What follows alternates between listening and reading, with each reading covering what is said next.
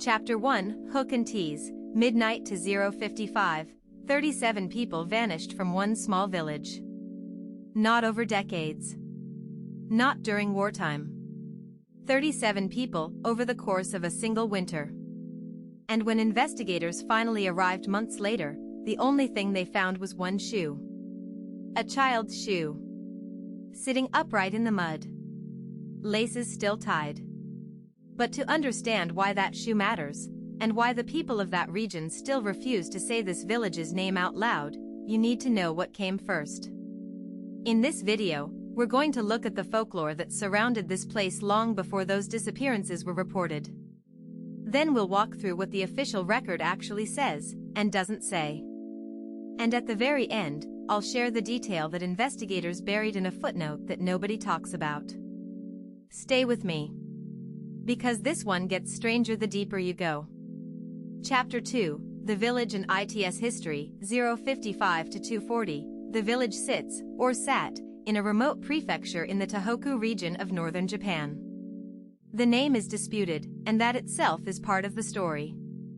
Local historians in the area refer to it only by its coordinates or a bureaucratic district number. Some say the name was deliberately removed from official records after the 1950s. Others say it was never formally registered at all, that the settlement existed in the gaps between governed land. This kind of community wasn't uncommon in post-war rural Japan. When food was scarce and infrastructure collapsed, entire clusters of families retreated inward, up mountain roads that officials rarely traveled.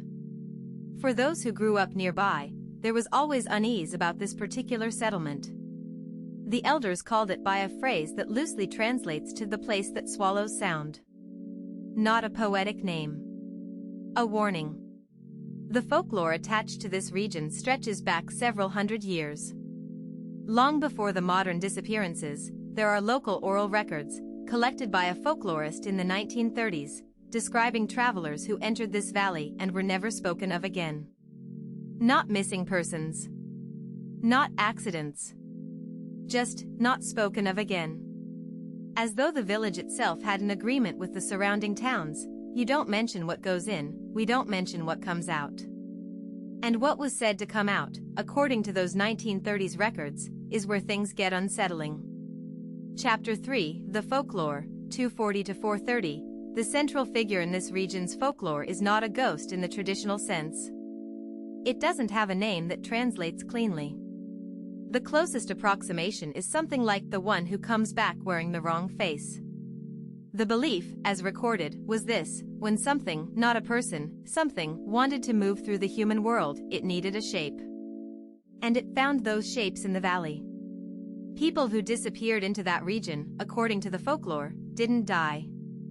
They were borrowed. Their shape was used. And eventually, sometimes weeks, sometimes years later, something wearing their appearance would return to the surrounding villages. The returned figure would behave almost normally. Almost. Neighbors described small wrongnesses. A husband who no longer flinched at cold water.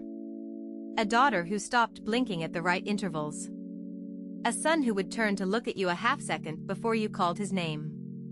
These accounts were written off by outside academics as grief mythology, a way rural communities processed the loss of family members to the harsh conditions of isolated mountain life. A coping mechanism. But the folklorist who collected these accounts added a personal note at the end of his manuscript. He wrote that he had interviewed 12 families. And that 3 of those families, independently and without knowledge of each other's responses, had said the exact same thing when asked how you could identify one of these returned figures. They never finish their food. They always leave something on the plate. And when they leave a room, they never close the door behind them. The folklorist noted this detail seemed to disturb him personally. He did not explain why. We'll come back to that detail. Because it reappears, decades later, in the police notes. Chapter 4, The Disappearances, 430 to 620. The official record of the 37 missing persons begins in the winter of a year in the mid-1980s. The exact year is withheld in the documents I'm referencing because they are part of an ongoing prefectural review. But the season is confirmed. Winter. It started gradually. One family reported a relative overdue from a trip to the village. Then another. By the third week, the prefectural police had logged 11 separate missing persons reports, all originating from, or last seen heading toward, the same area. The investigation that followed was, by any measure, inadequate. 2 officers were assigned. No search helicopters. The official explanation for the limited response was the road conditions. Mountain access was blocked by ice and the village was considered low priority. By the time a proper team reached the area in early spring, the number of missing had grown to 37.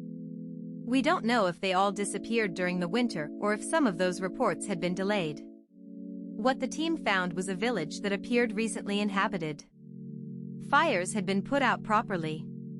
Dishes were stacked. Doors were, and this is verbatim from the report, standing open throughout every structure as though residents had expected to return momentarily. Every door open. If this is the kind of story you want more of, the ones that official records try very hard not to say out loud, this channel exists for exactly that. Consider subscribing. We go to these places every week. Now. The shoe. The child's shoe was found in the center of the village's communal clearing. Sitting upright. Mud on the outside. The inside, investigators noted, was dry and clean. As though it had been placed there from the inside out. Turned inside out and then back again. No child was ever identified as the shoe's owner. No child appeared on any of the 37 missing persons reports. Chapter 5, What the Records Don't Say, 620 to 810. Here's where official documentation and local memory diverge in ways that are, depending on how charitable you want to be, either bureaucratic failure or deliberate omission. The prefectural review, parts of which have been summarized by local journalists over the years, notes that investigators interviewed residents of neighboring villages.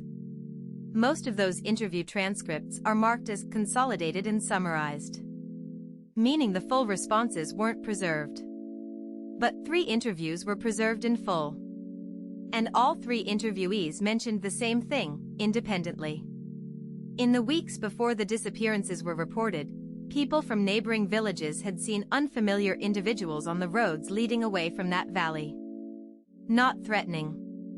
Not alarming. Just unfamiliar. Walking calmly in the wrong direction for the season. Toward the towns, not toward the mountain. One interviewee, an elderly woman, described stopping one such individual to ask if they needed directions. She said the person smiled and answered her question correctly and moved on. Nothing wrong. Except, she noted, she had offered the person some rice crackers she was carrying. And the person took them, thanked her, and put them in their coat pocket. She checked back along the road 20 minutes later. She didn't say why she looked back, only that she did, and the crackers were in the road. Still arranged in a neat pile. Not dropped. Placed. Never finished their food. Always leaving something behind. The second interview described a figure seen near a water source who was reported to the police only because of how they were standing. Facing away from town. Completely still. For, the witness estimated, over an hour. The third interview is the one investigators chose to summarize rather than transcribe in full. The journalist who reviewed the original noted only that the interviewee had requested the conversation be stopped twice and resumed twice, and that the final preserved line of their statement was, "It used my brother's voice to say goodbye to me. I don't think it knew that was wrong." Chapter 6, The Footnote, 810 to 950, this is the part 1 mentioned at the beginning. The footnote that nobody talks about. Buried in the appendix of the prefectural review, not the summary, the full technical appendix that was only made available through a records access request in 2019. There is a section on environmental anomalies noted during site assessment. Most of it is what you'd expect. Wildlife patterns. Weather data. soil composition near the well. But item 7 in that appendix reads as follows, and I'm paraphrasing here, not quoting verbatim because the original is in formal Japanese administrative language. It reads, investigators noted that audio recording equipment deployed during the site survey produced recordings of ambient sound that, upon laboratory review, contained intervals of silence not consistent with any known equipment malfunction. These intervals averaged 1.3 seconds and occurred at irregular intervals throughout all recordings made within the village boundary. No explanation was determined. The place that swallows sound. That was the phrase the elders used. Generations before any audio equipment existed in that region. The place that swallows sound. The 37 missing persons cases were officially closed in 1994. Listed as undetermined cause, a category used in Japan for cases where death cannot be confirmed and investigation has reached its limit. Not resolved. Closed. The village was not demolished or repurposed. According to available satellite records, the structures are still standing. The doors, visible in imagery from 2021, are still open. Chapter 7, Conclusion, 9:50 to 11 o'clock. There are several ways to interpret what happened in that valley. The rational framework says, remote community, harsh winter, inadequate emergency infrastructure, grief-shaped folklore filling the gaps left by administrative failure. These things happen. They have happened.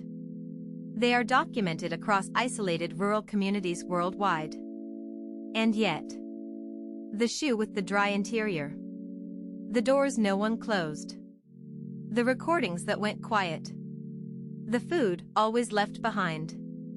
And the folklorist, writing in the 1930s, who noted the behavioral signs of a returned figure and then added, without elaboration, that he found this detail personally disturbing. He never wrote about this region again. Perhaps he'd simply heard too many dark stories and needed to step away. Perhaps the door to that particular inquiry was one he'd chosen not to open. Or perhaps he'd noticed, when he got home, that all the doors in his house were open. And he didn't remember opening them. If you made it this far, thank you. Genuinely. These stories take time to find and longer to tell properly. If this channel is where you want to hear more of them, subscribing means you'll be here when the next one surfaces. Next time, we go somewhere that has been on this list for a long time. A location in western Japan where a particular type of disappearance has been reported consistently since the Edo period, and where locals have a very specific rule about what you must never do if you hear someone call your name from the tree line. We'll be there soon.